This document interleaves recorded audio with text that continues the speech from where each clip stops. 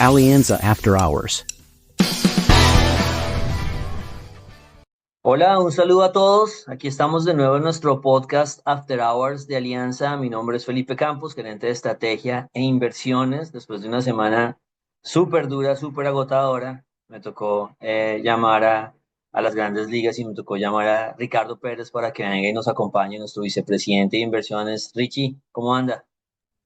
Hola, Pipe. Gracias por la segunda invitación.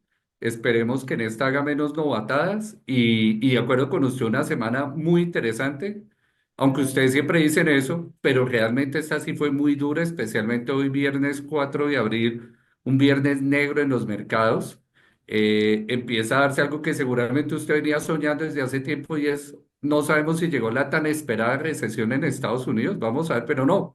Bienvenidos todos y ojalá disfruten el podcast del día de hoy. Adelante, Pipe. Súper, Richie, listo. Entonces vamos a arrancar, como siempre, ustedes saben, con nuestro vaso medio lleno y vaso medio vacío, en donde uno se preguntaría, pero estos tipos de dónde sacaron un vaso medio lleno en una semana tan dura. Pero tuvimos, sobre todo temas locales muy interesantes que siguen como que dándole vida al mercado local, o siguen defendiéndolo de los embates globales.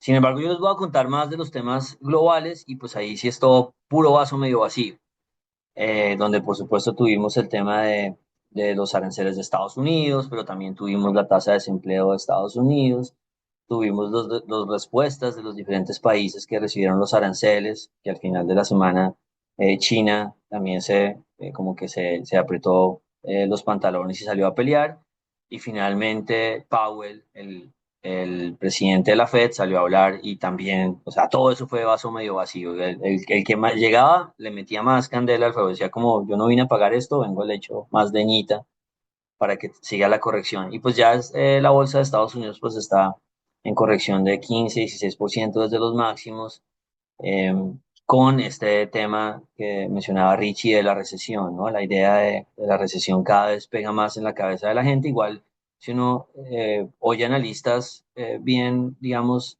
sazonados en Estados Unidos, como Goldman Sachs, dicen, no, la probabilidad sigue siendo del 35%, pero ya otros analistas han dicho, no, ya la probabilidad es del 60%. Recuerden que nosotros siempre hemos estado montados en esta idea de la recesión, que nos daba un poquito de pena mencionarla hace mes y medio, 2 meses, cuando pues, hablamos de Donald Trump, y dijimos, sí, pero ojo que la economía no aguanta, nos daba pena, ya no nos da tanta pena porque claramente es un tema que está sonando mucho y hay que prepararnos. Ahora, les cuento de una vez, las recesiones no son el fin del mundo, se sienten como el fin del mundo, pero se puede buscar oportunidades, se puede salir adelante. Y esta recesión nos queda muy bien para nuestras carretas cíclicas y de que el mundo deje de mirar a Estados Unidos, de que Apple siempre sube y comienza a pensar que de repente Bancolombia aguanta mejor. Pero bueno, eso ya lo iremos hablando. Entonces, les voy a contar, les voy a ir paso a paso de qué pasó en la semana para que ustedes vean las noticias tan interesantes. Por supuesto, lo primero fueron los aranceles, que además Estados Unidos decidió de la forma más de película, ¿no? De la forma más de cine, contar primero la historia de tranquilos, que van todos con 10% de arancel y ya generalizado para todos los países. Y después cuando habló Donald Trump, las bolsas subieron en ese espacio de 15 minutos, los futuros, y después Donald Trump dijo, no, también hay aranceles recíprocos, y ahí es donde se desató el fin del mundo. Eh, es muy interesante, digamos, en este tema de los aranceles, y es que Estados Unidos lo soportó con una idea que suena habitual. Vea, mi mamá me preguntó literalmente, me dijo, pero es que Estados Unidos les tienen aranceles muy altos, entonces está bien que se defiendan. Y es verdad que Estados Unidos es de los países que menos aranceles tiene en este grupo digamos, de economías grandes. Eh, y es verdad que China le tiene más aranceles y bueno, todo eso es totalmente cierto, pero lo que no es verdad es lo que dijo Estados Unidos de lo que ellos creían que era el arancel que le estaban cobrando. Ese número salió realmente de la nada. Entonces lo que dijo Estados Unidos es, en palabras sencillas, es, a mí me parece que China me está cobrando a mí más cerca del 68% de aranceles, luego yo lo voy a cobrar el 34%. Eso fue lo que dijo China. Pero China no le cobra el 68% a Estados Unidos ni loco. Se le puede cobrar sumando impuestos y lo que sea, puede llegar al 10, puede llegar al 20, pero nunca al 68. El número del 68 y para todos los países surgió de calcular el déficit comercial, es la diferencia entre lo que ellos le venden a un país y el país les compra, en este caso el chino, y lo dividieron por el total de exportaciones como para volverlo un porcentaje. Entonces al final lo que dijo Estados Unidos es, le voy a poner un arancel bien grande a los países que nos vendan mucho frente a lo que yo les compro. Eh, y pues eso puede ser, es un criterio oiga, sí, yo quiero balancear más el comercio con este país, pero pues obviamente eso no tiene nada que ver con que ese país le cobre mucho o poco arancel, puede que le cobre poco y simplemente le vende mucho porque le vende muy barato y le vende muy bueno, pero a Estados Unidos no le importa eso, quiere balancear la cancha en términos de déficit fiscal. Entonces uno salió con países como China al 34, la Unión Europea al 20, Japón al 24, países que hablaron al final y que se están dando pasito como el Reino Unido salió solo con 10. Los asiáticos todos, pues porque son muy eficientes y venden mucho, salieron con muchísimo arancel porque le venden bastante bien a Estados Unidos, como Vietnam, que a uno le suena mucho por el tema del café, se fue con 46%, pero en general los asiáticos sufrieron el golpe fuerte. Y por el lado latinoamericano nos quedamos la mayoría con 10, porque no le vendemos tanto a Estados Unidos, más bien le compramos. Entonces todos estos países están en déficit comercial con Estados Unidos, o sea, la formulita debería ser más bien bájenos aranceles, si la formulita hubiera sido exacta, pero Estados Unidos dijo voy a arrancar en 10, entonces no le voy a bajar a la formulita. Al que me compre mucho, gracias, pero igual se lleva su 10. Y esto en la foto, de alguna forma, el primer día de reacción a los aranceles defendió mucho a Latinoamérica. Que en la foto, pues, uno comienza a compararse con los que compiten, y nosotros competimos con nuestros vecinos mucho en venta de productos, entonces por ahí no hay problema, pero también competimos con la gente del resto del mundo para llegar al mercado de Estados Unidos, y por ahí, pues, uno puede salir ganando. Colombia con sus materias primas, pero de pronto un Brasil que es mucho más industrializado, pues puede comenzar a ganarle a países con los que compiten en otro tipo de productos europeos o asiáticos. Entonces Latinoamérica no le fue mal en la foto final, digámoslo así, pero los números salieron de la nada, los números fueron súper agresivos, nadie lo esperaba y los mercados se destruyeron.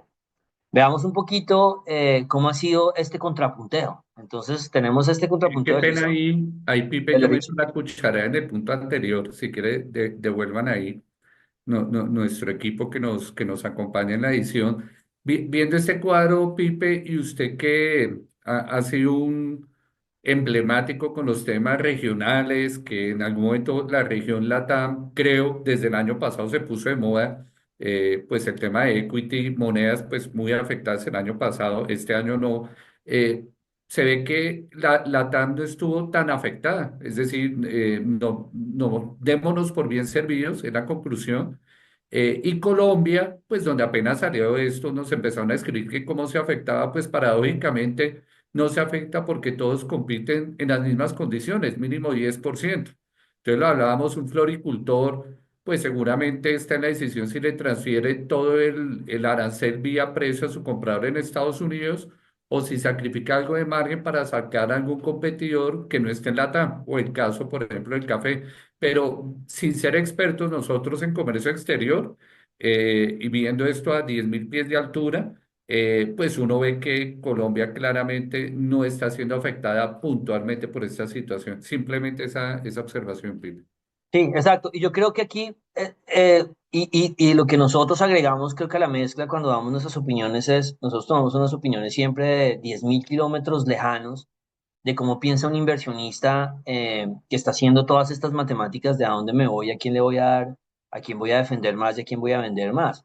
Es muy entendible que un empresario diga, no, esto no es tan sencillo, aquí ya me va a afectar o me va a afectar la cantidad de lo que venda, o voy a tener que llegar a un acuerdo para poder manejar el precio. Seguramente habrá todo ese proceso, pero digamos que en los números agregados, la conclusión que va a sacar cualquier inversionista es, aquí, no hay, aquí estos países van a poder lidiar mucho mejor y con mayores ventajas en el intercambio. No queremos minimizar el problema de un empresario puntual que debe decir, bueno, ahora va a vender 10% más caras mis flores, ¿cómo lo voy a hacer? Seguro que habrá un proceso, pero en el agregado, ese floricultor, se lo resumo, está mejor parado que el resto de floricultores que están en otros países.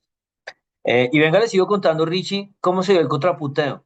Entonces, en el contrapunteo dice Estados Unidos, entonces nos vamos con el 10 básico a 180 países, a 59 países le pongo arancel específico, donde se resalta China, la Unión Europea y Japón con aranceles altísimos. China quedaría con 50 y con 54, el 34 más el 20 que ya llevaba. Y si China le da por comprarle petróleo a Venezuela, entonces se va con 25 más y ya va a ser arancel de 100%, y sea una cosa bien loca. Eh, el arancel de vehículos importados quedó normalizado a 25%, entonces iba para todos. Hubo excepciones, Canadá y México se fueron, digamos, fueron ganadores porque no les cambiaron las condiciones, y Rusia tampoco, pero el argumento es pues, que igual no comerciamos con Rusia, entonces ¿para qué le vamos a poner aranceles? Se hizo una excepción en petróleo, en varias materias primas, en farmacéuticos, en cobre, que de pronto ayuda un poquito a la historia de Chile. A petróleo nos ayuda a nuestra historia, y se mantuvo el arancel que ya se sabía de acero y de aluminio. Vino la respuesta, ¿no? La respuesta más interesante, digamos, está la de Canadá, que le puso 25% de automóviles fuera del TEMEC, pero el TEMEC pues es todo el acuerdo, entonces va a ser muy puntual, eso no es una respuesta tan fuerte. Los otros países lo están pensando, pero la respuesta brava fue de China, que dijo: usted me pone 34, yo le devuelvo con 34, que fue muy similar a la crisis en el 2018, y le agregó cosas como el tema de los minerales raros, las tierras raras, que eso es un tema que para Trump es sensible. Entonces se le sube el volumen al tema de la guerra comercial, la expectativa de que China eh, se rindiera de una vez y dijera: no, frescos, no. Y recuerden, al final la guerra comercial, más allá de todo lo que se quiera hacer de ganar una plata y de balancear el campo de juego, es contra China. Realmente esto es el reacomodo mundial que se está viviendo. Hay otras personas, voy a aprovechar para argumentar eso, que la conversación con mi mamá fue muy útil, porque uno a veces no sabe bien cuáles son las preguntas que puede tener la persona. Dicen: vea, pero también es que Estados Unidos tiene un déficit comercial tan grande y lo ha tenido por 40 años, cada vez es más grande. Es justo que ellos pues, no salgan perdiendo, que ellos puedan venderle más al resto del mundo que lo que ellos compran. Y aquí hay varios elementos, pero uno podría decir que sí, que es por las barreras arancelarias, pero eso no es verdad. Les voy a decir el contraargumento. El contraargumento es relativamente sencillo, y es: acuérdense que ustedes tienen una balanza, como cada país negocia con el mundo. Una cosa es lo que le vende y le compra en términos de bienes y servicios, y otra cosa es lo que usted vende y compra en términos de servicios financieros, la plata que usted saca y la plata que usted entra para invertir o le traen para invertir. Y eso sumado de dar cero. Es cuando usted es un país como Estados Unidos, que es el que provee dólares al mundo, pues el mundo tiene dólares para llevarlos a Estados Unidos a invertirle en sus tesoros americanos y todo, pues usted siempre va a tener un superávit financiero.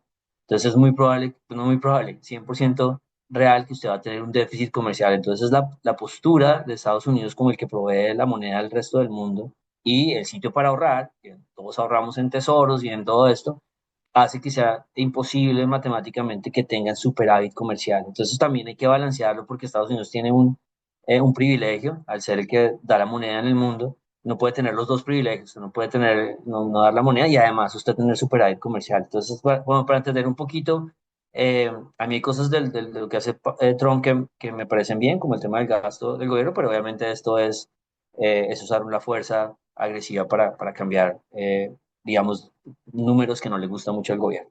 Pero bueno, ahí terminó la historia, pasando a qué dijo Powell. O sea, la respuesta de China fue gravísima y se le sube el volumen a todos los mercados. Y entonces uno dice: bueno, pero va a llegar Powell y me va a calmar todo, porque Powell va a decir: pues con esta situación de posible recesión voy a bajar las tasas. Y Powell llega eh, probablemente muy molesto, y uno aquí pues va a ser la remembranza de este choque entre Trump y Powell. No es muy diferente al choque que se está viviendo en Colombia entre presidente y gerente del banco, en donde Powell dice: no, ¿sabe qué? A mí me parece que la incertidumbre que usted está generando en crecimiento se netea, se balancea con la incertidumbre inflacionaria por los aranceles, pues porque el consumidor gringo es el que paga los aranceles finalmente. Entonces eso es como un impuesto, ¿no? Yo le estoy sacando plata del bolsillo al consumidor gringo, y se la estoy dando al gobierno. Entonces Powell, molesto, le dice al mercado: yo sigo viendo dos reducciones de tasa en este año, y ya el mercado estaba montado esperando tres o cuatro. Entonces llega Powell y, en lugar de apagar el incendio, llega y le manda una bomba para que esto siga complicado. Entonces, claramente, en estas situaciones, en cualquier momento hay un rally de descanso, y uno nunca lo puede predecir. Es en algún momento alguien de estos, que este es el juego de la gallinita que hablábamos el podcast pasado, todos están chocando y uno no sabe quién va a frenar, pero parece que los tres carros no quieren frenar, ni China, ni Estados Unidos, ni Powell. Cuando alguien decida meterle el freno al carro, esto se puede calmar. Y le tengo también cómo fueron creo que primero vamos a mostrar, vayan cambiando por favor de slide. Eh, Una y recuerden, pregunta, sí, una pregunta, Felipe, en el punto anterior. El tema de México, México y Canadá no me queda tan claro porque si quieren devuélvase una, tal vez en este momento nuestros espectadores podrían tener la misma duda. Arancel para vehículos importados del 25%. Abajo dice excepción Rusia, Canadá y México. Yo estoy viendo acá algunas cifras.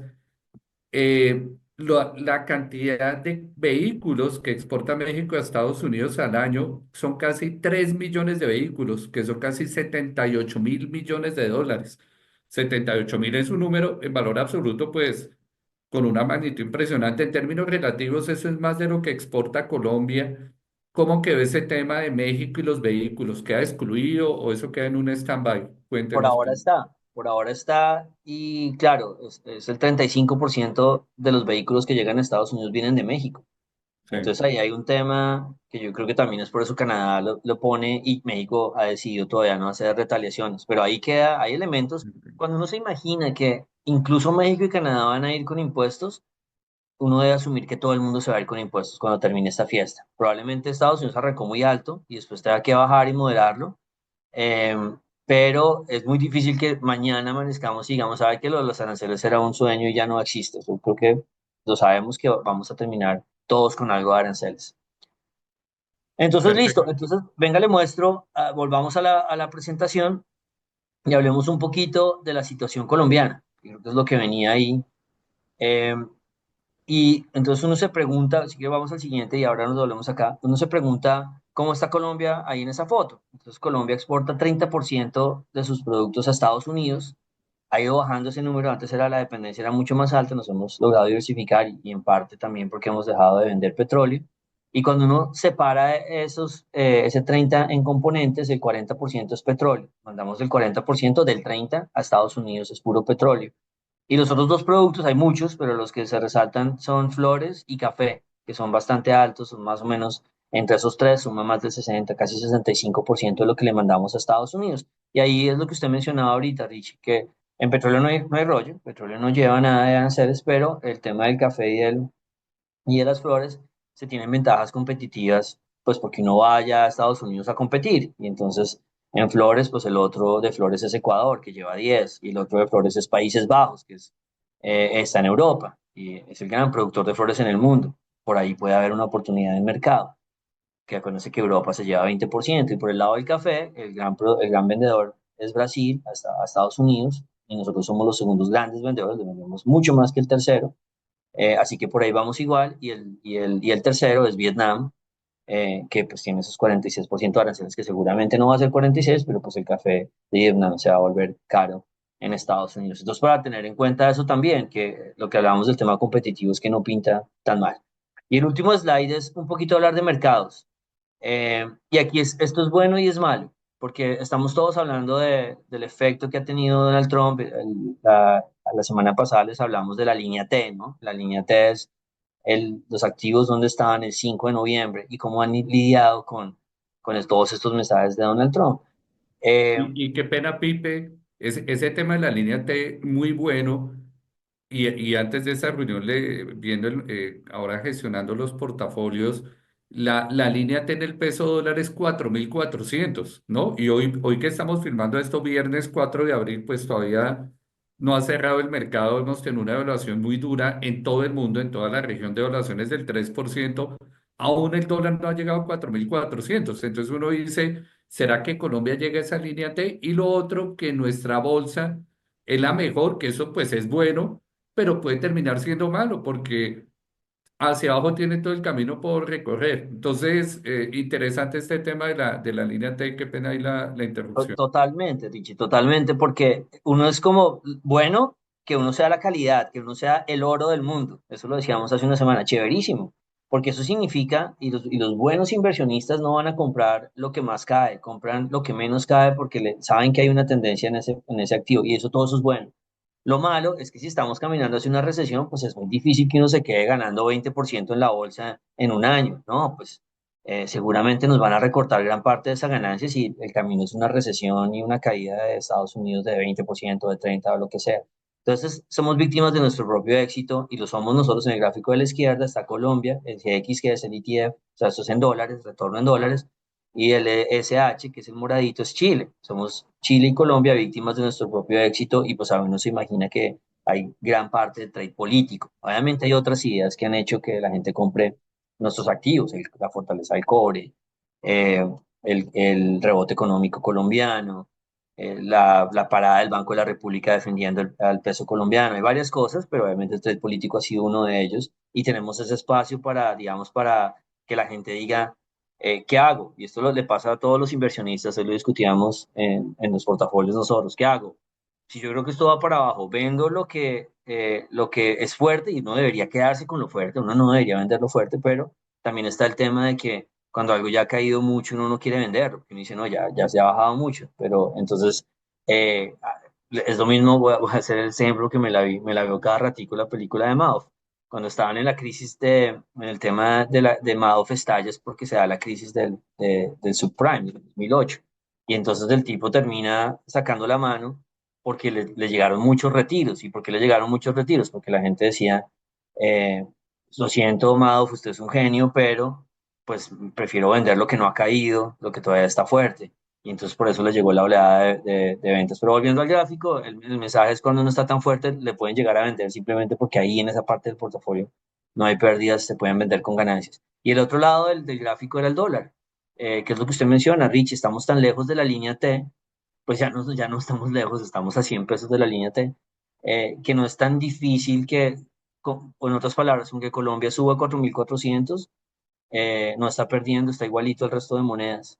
Entonces hay un espacio para hacer esta subida. Hasta la semana pasada les hablamos un montón de qué pasa en el dólar en recesiones, les mostramos patrones, les dijimos, eventualmente el dólar siempre sube, al principio puede bajar porque la Fed baje tasas, porque la Fed, expectativas de que la Fed baje tasas, pero al final siempre hay un choque de aversión al riesgo. Lo que pasa es que el choque puede ser de 5% o de 30% y uno no sabe porque no conoce la magnitud de las recesiones, pero creo que Richie coincide conmigo un poco en que nos imaginamos que el impacto que va a tener la recesión, si eventualmente llega, no es un impacto tan grande en el dólar. Nos la imaginamos más parecida a la del 2001, en que el dólar no se subió más de 5 o 10%.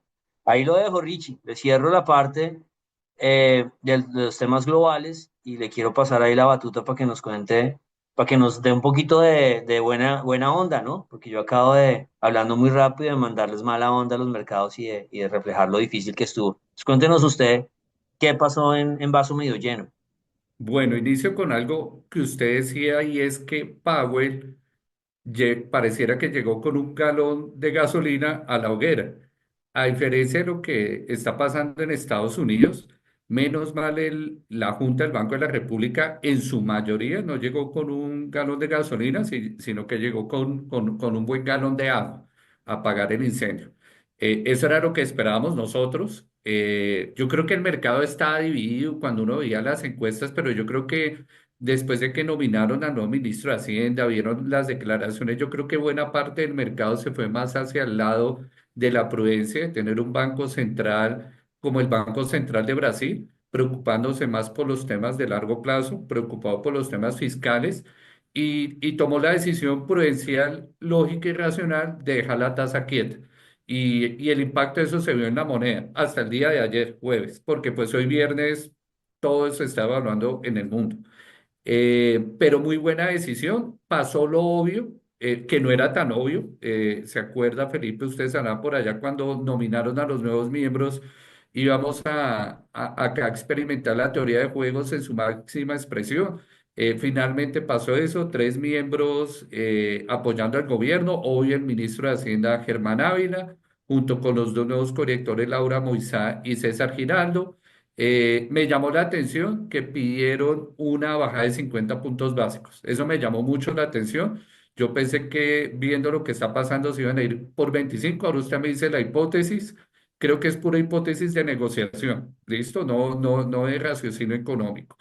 Y en el otro lado, en el lado ortodoxo y de veteranía de la Junta, junto con Olga Lucía Acosta, que era la ficha por descifrar, acá aplica el dicho nadie sabe para quién trabaja, porque Olga Lucía Acosta fue nombrada en el presente gobierno, pero fue nombrada, creo, por José Antonio Campo.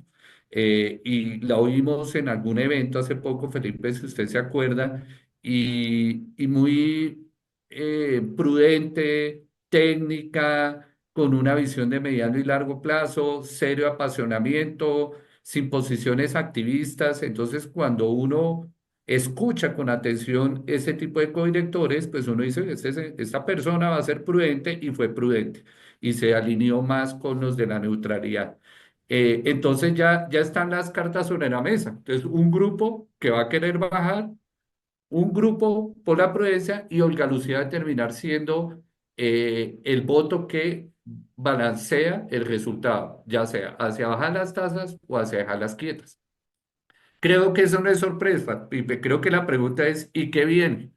Y en el que viene, pues usted ve ahí la gráfica, que es una gráfica chistosa porque la línea gris, que son los analistas, eso lo han venido subiendo.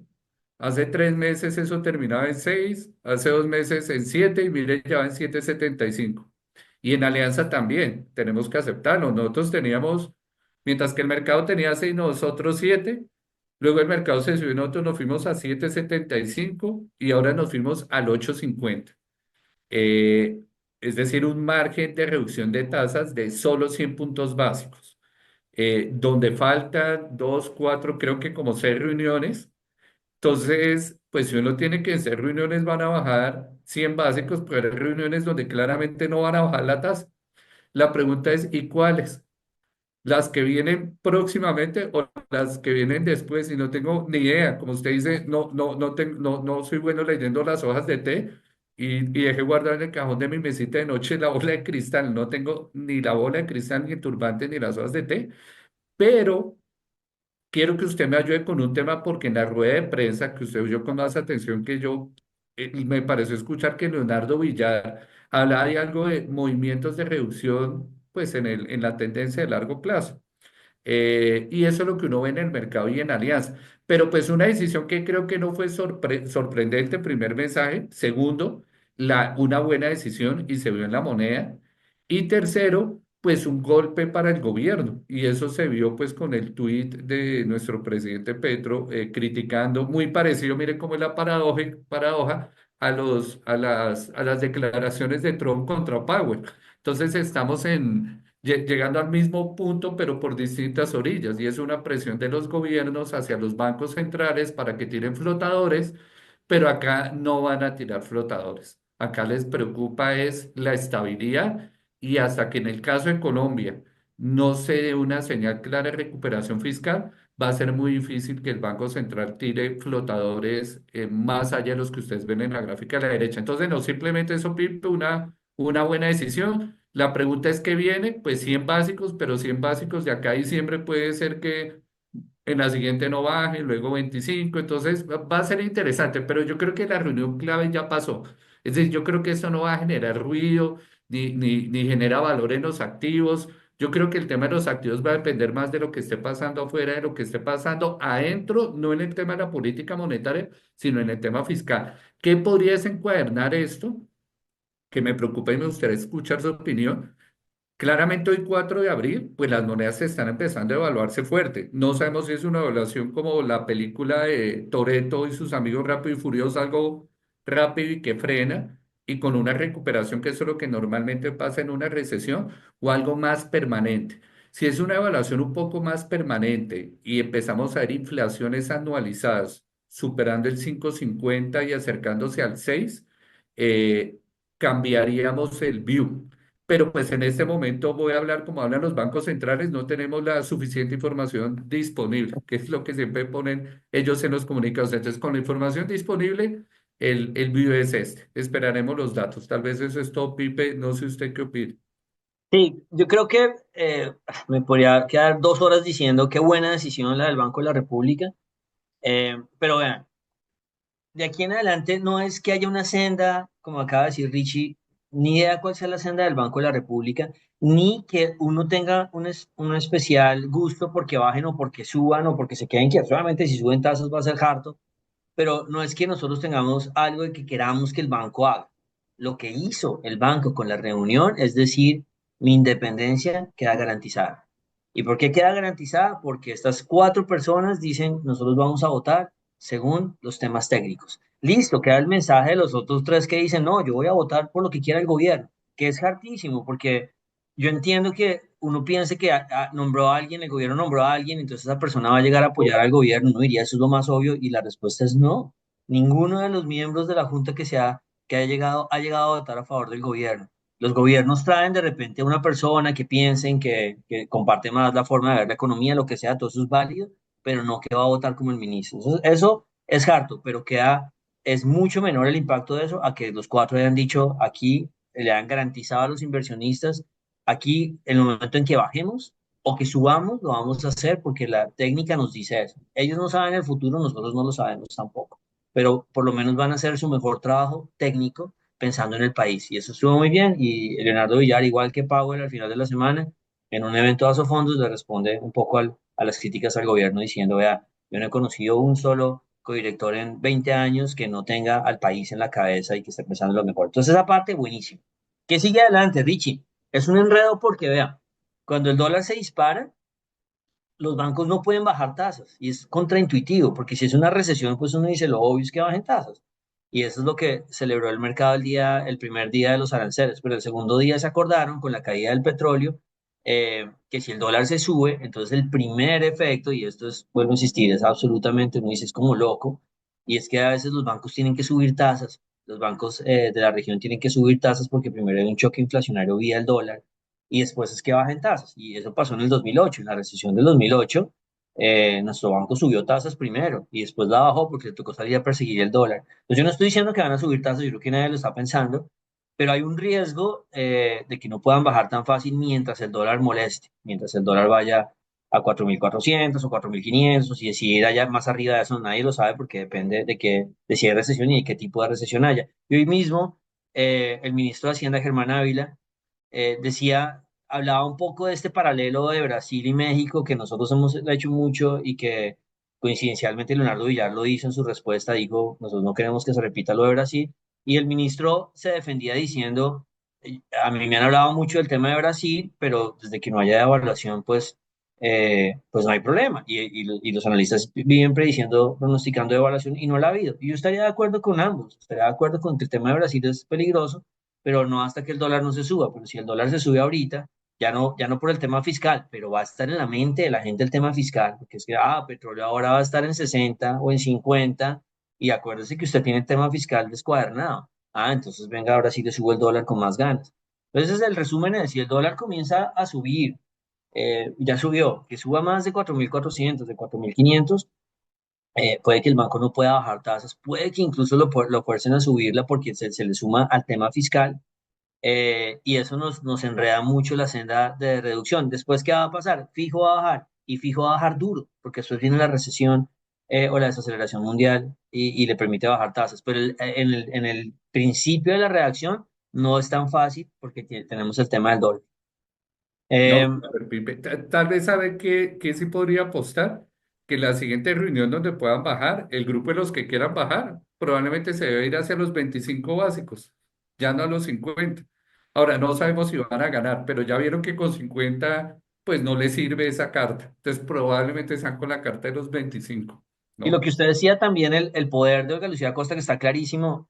Recuerden que si no hay acuerdo, si llegan unos señores y dicen 50, y llegan otros señores, tres señores, y otros tres señores o señoras, ¿no? Que es una mezcla, dicen 50, dicen cero, y los otros 50, y Olga Lucía dice 25, se decide cero. O sea, si no hay acuerdo, no se mueven tasas. Entonces, por definición de lo que hay en el Banco de la República, gana el que no quiera subir. Si no hay un acuerdo, pues no movemos tasas, se quedan en cero. Bueno, si estuvieran bajando, entonces ese es el gran poder, porque Lucía Costa no solamente decide si bajan, sino cuánto bajan. Si ella dice 25, la gente del gobierno va a decir, ok, entonces 25 porque para que por lo menos bajemos. Entonces hay como usted decía, una teoría de juego súper interesante. Y un segundo mensaje, qué pena, no me va a demorar mucho. Viendo los temores, pues ya Gustavo Petro está a punto de cumplir 3 años en este gobierno. Hace 3 años uno veía dos corrientes extremas de pensamiento y los extremos, pues nos ha mostrado la historia, no funcionan. los profetas del desastre y los negacionistas. No, nosotros claramente pues no estamos en esas orillas, nosotros hemos sido un poco más pragmáticos, ciñéndonos a los hechos, a los datos y a las señales que da pues el gobierno, el Congreso, las diferentes ramas del poder público. Y creo que es una lección para los profetas del desastre que decían hace 3 años que no, que acá se iba a perder la independencia, el Banco Central, apague y vámonos, entre otras cosas. Y lo que usted dijo, esto es un grito de independencia. Es decir, acá el gobierno no se tomó la independencia del Banco Central y esta es la junta que va a terminar el gobierno de Gustavo Petro y que va a iniciar el siguiente, donde ya los otros tres pues no, o dos, o sí, yo diría dos porque el ministro de Hacienda sale, ya el ministro de Hacienda que llegue, pues es el que nombre el nuevo presidente, va a haber dos pensando en contravía sobre lo que piense el gobierno que llegue en el 2026. ¿Listo? Dependiendo si llega un gobierno de oposición, que todavía no sabemos. Pero quería terminar por eso, pues porque Eso. acá poco a poco se van apagando esos incendios que preocupaban a la gente hace 3 años. ¿Listo? Listo, Richie, le propongo que sigamos. Usted tiene un cuento que nos quiere echar sobre el tema de elecciones, ¿no? Sí, sí, el tema de elecciones, si quieren pasemos ahí. Claramente, pues nosotros no somos politólogos, ni los politólogos son economistas, pero nosotros como economistas nos hemos puesto en la tarea de tratar de meternos en temas de politólogos, utilizando algo que tenemos los economistas y es rigurosidad matemática, ¿sí? Análisis estadístico, con ver tendencias ver cambios y no concentrarnos en el resultado frío y duro de una simple encuesta. Entonces, pues como ustedes saben, hay diferentes encuestas, Centro Nacional de Consultoría, Invamer. A nosotros nos gusta Invamer porque tiene mucha historia y es posible comparar bajo una misma metodología una foto de hace 24 meses con una foto de ahora. Entonces, en esa encuesta de Invamer, así como su mamá le preguntó de Gustavo Petro, mi mamá o mi tía también me preguntaron, mijito, entonces va a quedar Gustavo Bolívar y yo, mamá, tía, tranquilícese, es el primero en la encuesta, pero pues primero falta mucha agua por correr bajo el puente, pero para entender el punto de llegada, que es en mayo del 2026, que es la primera vuelta, toca entender el punto de partida. Y ese es un interesante punto de partida. Entonces, utilizando simplemente las matemáticas y la estadística, sin meternos en el análisis político, pues lo que uno ve tradicionalmente con las encuestas de Inbamer es que pues hay un espectro muy grande de candidatos, si usted vio eran casi 20, pero pues el primer mensaje es que el top 10 de los candidatos concentra el 70% de la intención de voto. En una encuesta donde de por sí todavía hay mucha gente que no sabe por quién votar. ¿Sí? Incluso hay gente que dice no voy a votar, que es lo que normalmente pasa en Colombia. En Colombia el censo electoral es cercano a 50 millones de personas y normalmente la abstención es del 50%, luego votan 25 millones de personas para el 2026. Entonces, más que ver el primer lugar que puede generar temor y alguien puede rasgarse las vestiduras y botarse por la ventana, el objetivo es, oiga, no se vote, todavía faltan 14 meses y más bien vea el grupo de los top 10 cómo se agrupan por orientación política. Y hay algo interesante que es el segundo mensaje de Felipe, el de la derecha, pues dentro de esa gama de candidatos que suma casi el 70% que es el top 10 el 30% representa el centro, el 25% la derecha y el 17% la izquierda. No vamos a entrar acá en las discusiones que por qué puso a Claudia López en el centro, que para mí es la izquierda, nosotros la dejamos en el centro, llamémosla centro, pero si uno pudiese ir el centro, pues la pondremos a la centro izquierda, pero la dejamos en el centro para efecto de este ejercicio metodológico. Eh, yo le decía a mi mamá y a mi tía, miren, a mí me baja la preocupación que usted tiene porque la izquierda tiene menor peso dentro de ese top 10 de candidatos. Ese es el segundo mensaje. Y el tercer mensaje, Felipe, que tranquilizó a mi tía, yo le dije, tía, ¿usted se acuerda que en el 2022, cuando salió la primera encuesta de Inbamer, pues se preocupó, por no utilizar palabras de nerviosismo, se preocupó porque Gustavo Petro Y es increíble porque el ser humano tiene memoria de corto plazo, muy pocos de largo plazo. En esa misma encuesta, faltando 12, 14 meses, Gustavo Petro era el primero con 38%. Es decir, era increíble, era un puntero indiscutible en la primera encuesta que se hizo. Fajardo, 16%. Fajardo, y estamos haciendo un ejercicio, usted anuncia mucho lo que hacemos, Pipe, yo anunciar, estamos haciendo un ejercicio muy interesante de ver el top 5 de las últimas 4 elecciones colombianas, y hay algo, y es que Sergio Fajardo siempre está ahí. Uno diría el eterno segundo, el eterno tercero. Sergio Fajardo estaba en el 2022 de segundas en esta primera encuesta que se hace para las elecciones del 2026. Entonces, ese tercer mensaje yo creo que también es de tranquilidad porque pues la izquierda que venía muy posicionada y cohesionada para las elecciones en ese momento del 2022 tenía un candidato líder indiscutible. ¿Sí? La distancia que en ese momento le lleva a Gustavo Petro al número que uno ve en Gustavo Bolívar es abismal. Y eso se ve pues en las preferencias políticas. Entonces, simplemente eso, acá no vamos a decir quién va a ser el próximo presidente, no sabemos, puede ser que esté entre esos 10. Luego les mostramos un ejercicio pues para tratar de predecir el futuro político, pero pues no sabemos, pero muy probablemente está entre esos 10 y para aquellos que se intranquilizan, dos mensajes. Paciencia, prudencia, calma. Pues, yo veo más el resultado de la parte superior derecha, con una izquierda que pues es perdedora dentro de lo que es derecha y centro, con incluso gente que aún todavía no sabe votar. Y el último mensaje es en el 2022, 12 años antes de elecciones, la izquierda llevaba una inercia impresionante. Yo no veo esa inercia ahora. ¿Listo? Y lo que ustedes ven en la parte inferior derecha, en Colombia al presidente lo elige el centro, no los extremos, lo termina eligiendo los votantes de centro. A veces se van a la derecha, como en el 2018, a veces se van más hacia la izquierda en el 2022. ¿Listo? Eso es todo, Pipe. Buenísimo, ahí se ve, bueno, su tía es de derecha o es inversionista, alguna de las dos, Mi tía porque, tiene derecha. porque yo tengo una tía de derecha y una tía de izquierda. Aquí hay mensajes para ambas, bien importantes.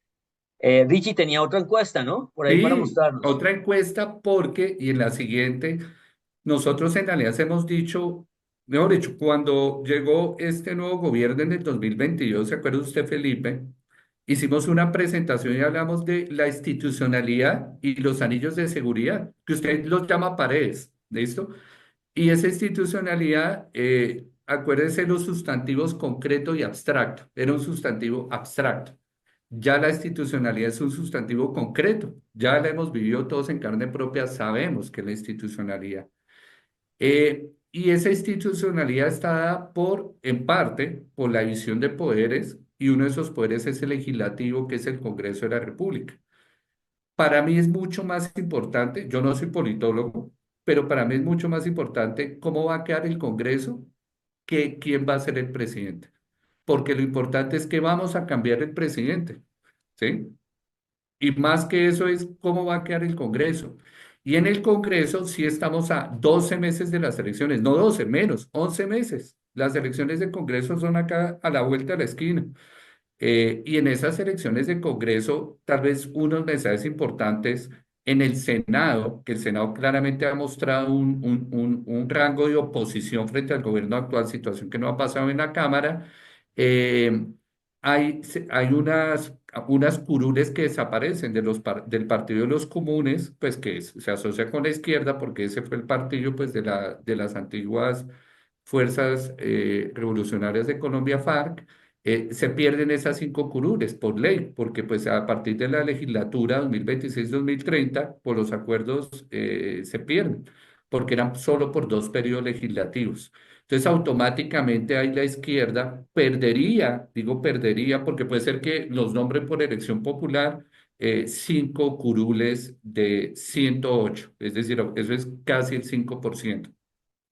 Y cuando uno ve las preferencias políticas, que hay unas encuestas de Latin Barómetro del 2024 y otra del DANE, que muy pronto van a salir actualizadas, toca estar muy pendiente, pues sí se nota un desencanto por la izquierda. Hay menos electores que se identifican con la izquierda y hay más que se identifican con la derecha.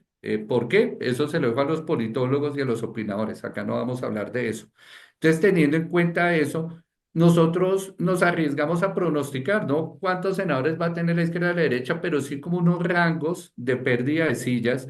Y lo que vemos es que la izquierda, que actualmente tiene 52 sillas, que es un monto relevante, va a quedar entre 39 y 45, y la derecha, que tiene 23, podría subir a 30, y el centro tal vez quedarse donde está, ¿sí? Es decir, nos arriesgamos a votar ese número. ¿Por qué? Porque nosotros hemos hablado del trade político, como lo que está pasando en Chile. Y el trade político, pues ya hablamos de lo del presidente, acá les vamos a hablar de Congreso, que para mí es mucho más importante. Y en la Cámara, para terminar, Pipe, en la Cámara, pues pasa, si quieren pase a la siguiente, por favor, pasa exactamente lo mismo en el número de representantes a la Cámara, que son más, son 188 honorables representantes a la Cámara. Pasaremos a 183, desaparecen 5 curules del Partido de los Comunes. Ustedes ven claramente en la parte inferior izquierda, que la izquierda tiene casi el 70 puestos de los 188, es dominante. Nos arriesgamos a pronosticar que también va a perder parte de esas sillas. Entonces, simplemente acá estoy, Felipe, como decíamos en nuestra juventud, calentando el oído, pero calentando el oído con datos, ¿sí? Y con unas expectativas. Tal vez eso es todo, que me parecía interesante traerlo, aprovechando la encuesta de Inbamer que salió hace una semana. ¿Listo? Sí, Pille, le voy a agregar la importancia de este ejercicio que uno hace como inversionista, porque yo he sentido o lo he visto durante estos últimos 2 años, eh, que hay unas personas que preocupadas, digamos, justamente por los cambios que se están viviendo, por la incertidumbre política, tienen el tema y es como, es que usted no sabe, es que usted no sabe lo que va a pasar, es que usted no sabe lo que va a pasar, como con un pesimismo permanente, que se han perdido mil oportunidades de inversión en Colombia que se han estado dando y que puede que eventualmente tengan la razón, puede que sí, eventualmente algo político, no sé, eso siempre puede pasar, pues obviamente hay una probabilidad de sorpresas políticas que las hemos visto en mil países, pero los inversionistas no funcionan así, los inversionistas hacen el ejercicio que acaba de mostrarnos Richie y dicen, esos son los números que hay, que la encuesta está mal, que no, no importa, pues muéstrame una encuesta que esté mejor y partimos de ahí y hacemos el análisis. Entonces, mientras uno con los números encuentra estos resultados, el mercado va a seguir pensando que hay una posibilidad de cambio político más, digamos, más probable que la que no lo haya. Y en el momento en que los datos den lo contrario, seguramente el mercado lo va a reflejar. Y si no lo da, y hay una sorpresa al final, entonces el mercado al siguiente día de las elecciones o de cualquier proceso electoral va a decir, ok, listo, nos equivocamos, como suele pasar, pero nadie está en este negocio de tener la razón en año y medio. Uno está en este negocio de ir acumulando información e ir tomando posiciones y recomendaciones como la que ha dado, ¿no? La renta variable, que ha sido excelente, o el mismo dólar, que muchas veces se ha bajado y que ahora está subiendo por otra razón que no tiene que ver la política. Tengan en cuenta eso, uno no está aquí, uno quiere eh, tomar decisiones buenas, no tener la razón en año y medio y decir, es que yo sabía que ese análisis político no era. Nadie lo sabe. Nos vamos basando paso a paso con los datos que hay. Bueno, Richie, yo creo que ahí terminamos. Hablemos un poquito, les voy a contar un poco de calendario, que ya se nos está haciendo tarde, para que hagan ustedes sus planes de fin de semana para los que nos escuchan tempranito.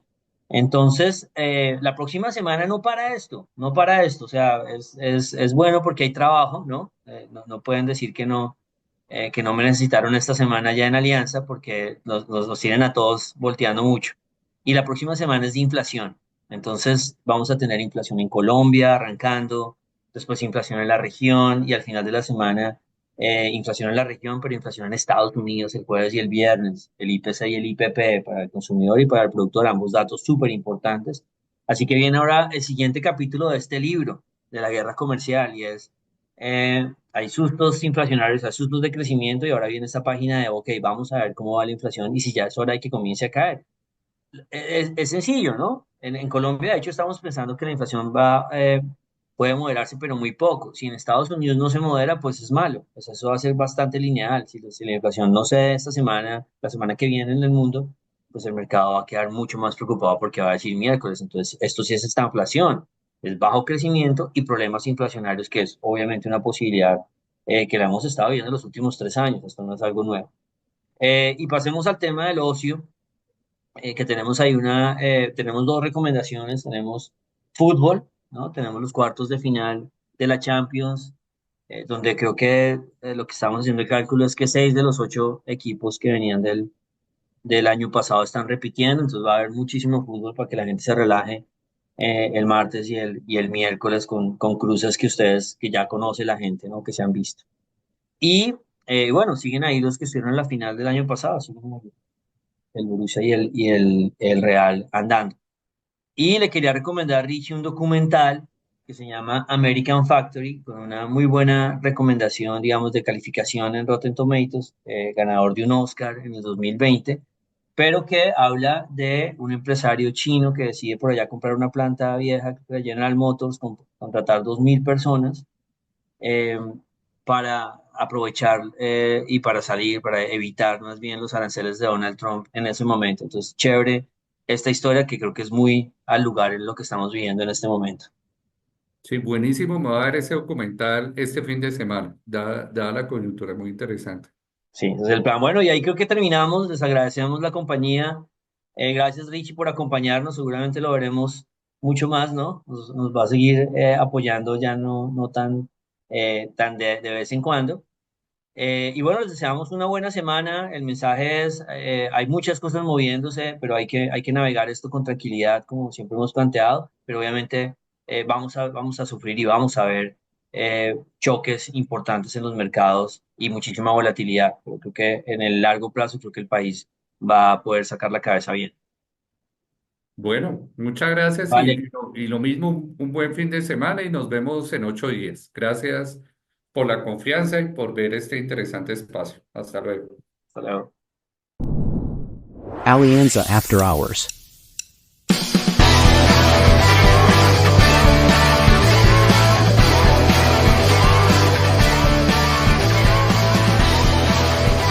Nada de lo que se discuta aquí debe ser considerado como recomendación profesional para realizar inversiones. Las opiniones aquí expuestas no buscan imponer términos ni condiciones comerciales o legales ni tampoco se constituyen en suministro formal de información al mercado de valores. Adicionalmente son opiniones personales y no representan las de Alianza Valores o Alianza Fiduciaria. Se recomienda consultar con un asesor comercial que entienda sus necesidades de liquidez, horizonte de inversión y perfil de riesgo antes de invertir en mercados financieros. Escuchar el podcast de Alianza puede tener efectos secundarios como ser muy sesgado en dólar, ver figuras técnicas en la naturaleza y hablar de inflación en reuniones familiares.